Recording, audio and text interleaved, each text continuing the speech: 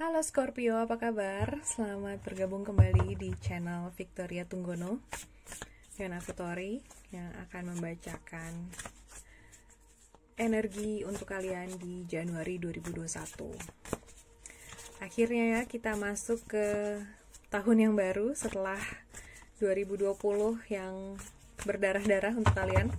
Mungkin beberapa tahun terakhir ini cukup berat untuk kalian semua, tapi yang penting kamu udah lewatin itu semua. Kamu udah sampai di titik ini, artinya kamu bisa melewati semua masalah.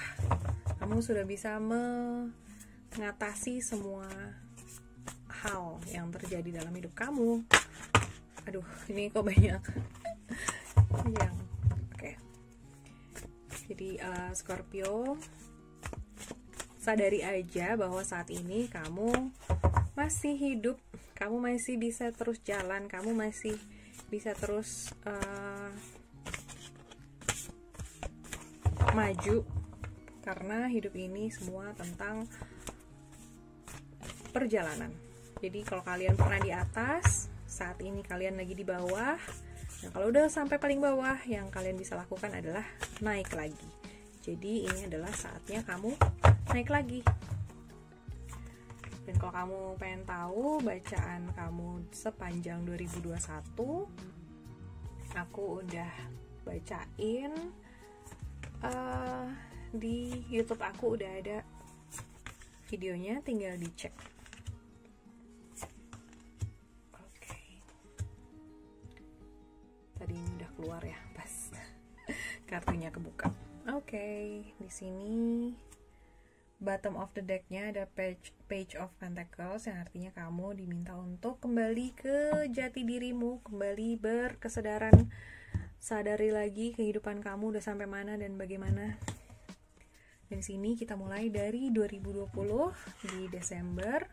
Kartu kamu adalah Page of Swords, yang artinya kamu kemarin udah punya ide baru, kamu udah punya pemikiran yang baru, dan itu bagus.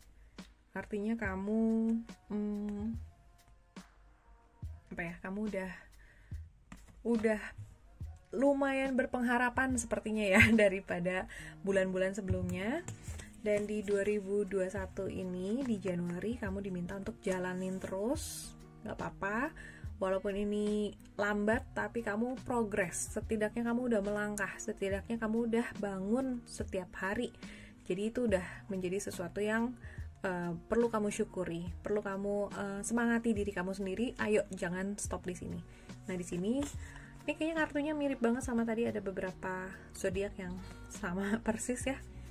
Ini bagaimana kamu merasa berkelimpahan, bagaimana kamu bisa melihat dirimu sebagai orang yang berkecukupan, bukan berkekurangan. Kalau kamu merasa cukup di dalam diri kamu, kamu merasa, oh ternyata aku masih hidup, ternyata aku masih mungkin anggota badanku masih utuh, mungkin aku masih punya pekerjaan, mungkin aku masih punya keluarga, dan itu aja minimal yang perlu kamu syukuri, bahwa kamu pun utuh, kamu pun berkelimpahan sebetulnya. Kalau kamu fokus sama kekurangan kamu akan selalu tidak bahagia.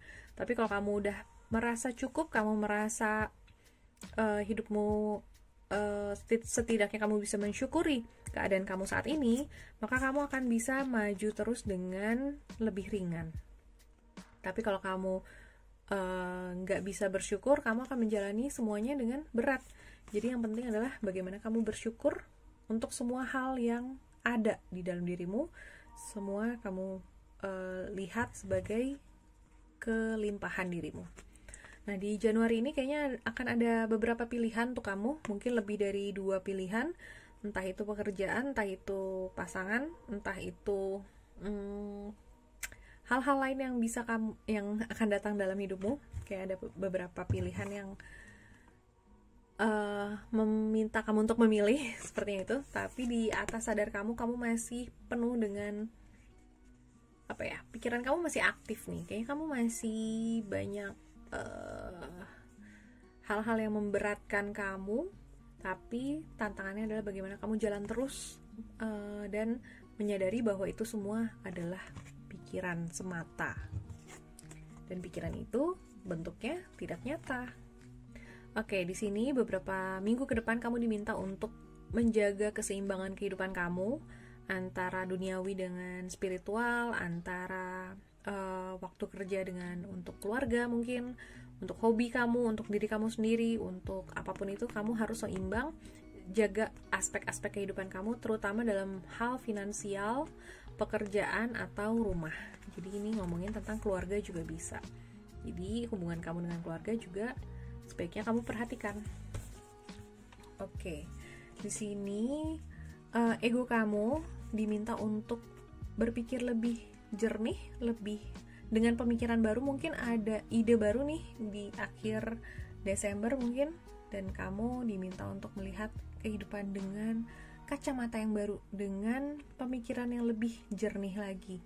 Jadi apapun itu yang kamu udah lewati, itu sudah berlalu, itu sudah menjadi kamu yang lama, dan sekarang kamu memulai 2021 dengan kamu yang baru.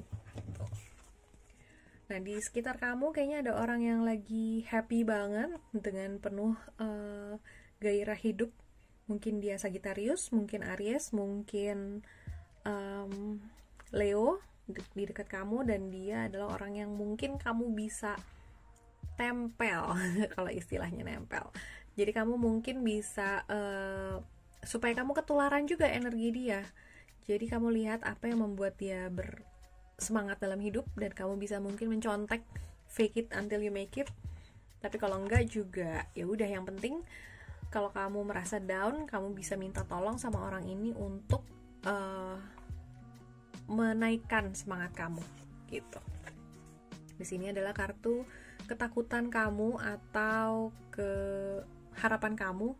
Ya, kamu lagi diminta sama semesta untuk menjadi guru bagi dirimu sendiri, menjadi pelita bagi dirimu sendiri, tapi kayaknya kamu takut untuk mengambil kendali itu, karena selama ini kamu dikendalikan oleh pikiranmu.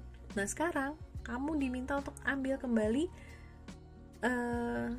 kuasa itu atau daya itu. Jangan lagi dikuasai pikiran, jangan lagi dikuasai emosi, tapi bagaimana kamu terhubung dengan diri sejati kamu.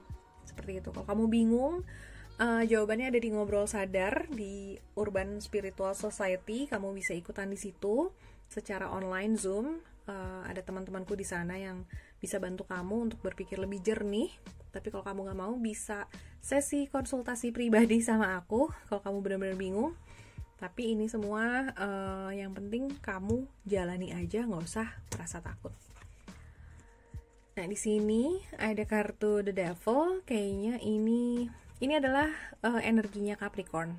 Entah ini kamu akan berhubungan dengan seorang Capricorn, atau mungkin kamu diminta untuk bersikap lebih cuek lah, lebih bodo amat.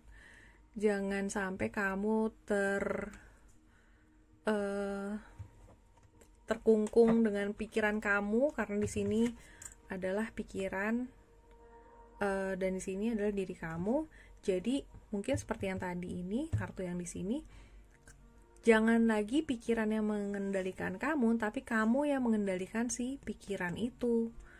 Jadi bagaimana cara kamu berpikir itu penting. Bagaimana kamu berkesadaran, bagaimana kamu mindful, bagaimana kamu bisa selalu present moment, bisa menerima kenyataan, bisa melihat sesuatu apa adanya. Itu semua bisa di Urban Spiritual Society, atau kamu bisa konsultasi pribadi. Oke. Dive under the surface. Dive under the surface itu kelihatannya cuman disuruh nyelam, tapi sebetulnya ini dalam banget. Kamu diminta untuk masuk ke kedalaman batin kamu yang paling dalam. Itu bagaimana kamu menyelami